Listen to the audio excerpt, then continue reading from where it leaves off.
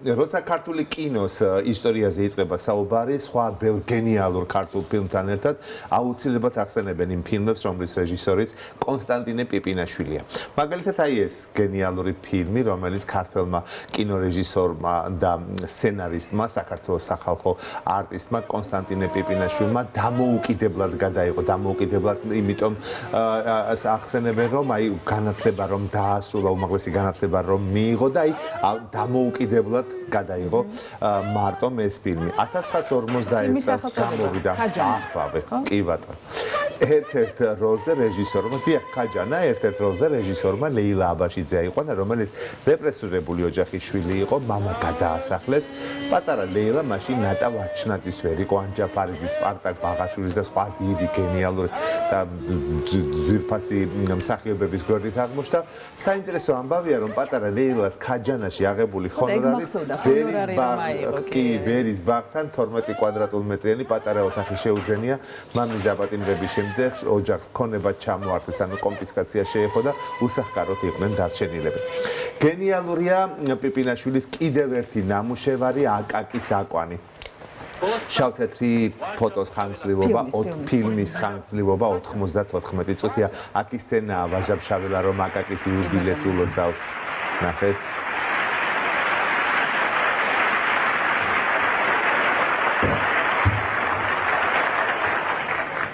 მეთამატია ბევრჯერა. სენს თვალზე კრემლის დენამა. სცენარის ავტორი ლევან ასათიანთან ერთად თავად ფილმის რეჟისორი კონსტანტინე პიპინაშვილიცაა. ფილმი გადაღებულია აკაკი წერეთლის ნაწარმოების ჩემი თავგადასავალის მოტივებზე. ახლა მინდა ერთი ფრაგმენტი განახოთ ფილმიდან, ეს არის სცენა, როდესაც სახლში დაბრუნებული პატარა აკაკის არ სურს სასახლეში დარჩენა და გამზდელი სახლში რომ უნდა დაბრუნება და ოჯახს რო უყვირს, რომ რატო არ ჭერდება, ნახეთ. და აქ გამოჩნდება საინტერესო დეტალი კიბე, საიდანაც აკაკი გადმოხტება.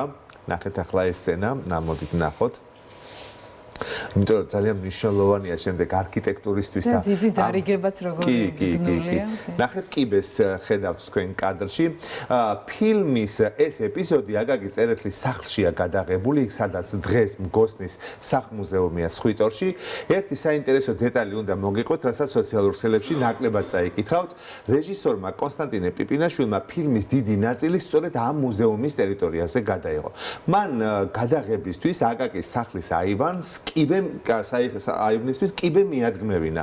აი ასე გამოიყურებოდა კიბიანი აივანი ფილმში, როგორც ეს წერან ფილმში. ნახეთ და აი ხა ფოტოზეც ხედავთ ამ კიბეს.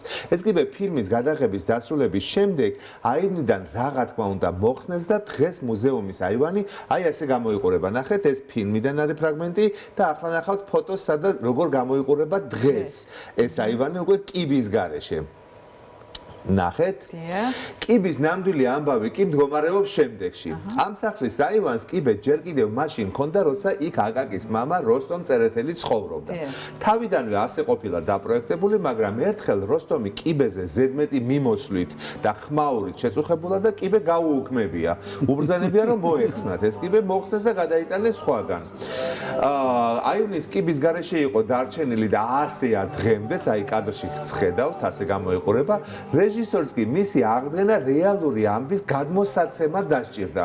კონსტანტინე პიპინაშვილის მიადგმევინა კიბე ფილმისთვის, ასეც გადაიღეს და ფილმი რომ დასრულდა, კიბე მოხსნეს. და ეს ამბავი ახლა საიდან ვიცით ჩვენ? ამ ამბავს გადაღების დროს, როცა 1946 წელს ამ ფილმს პიპინაშვილი იღებდა, ესწრებოდა ამ მუზეუმში ცხოვრობდნენ კლარა მაჭარაშვილი, რომელიც დღეს ამ მუზეუმის ფონდების მცველია.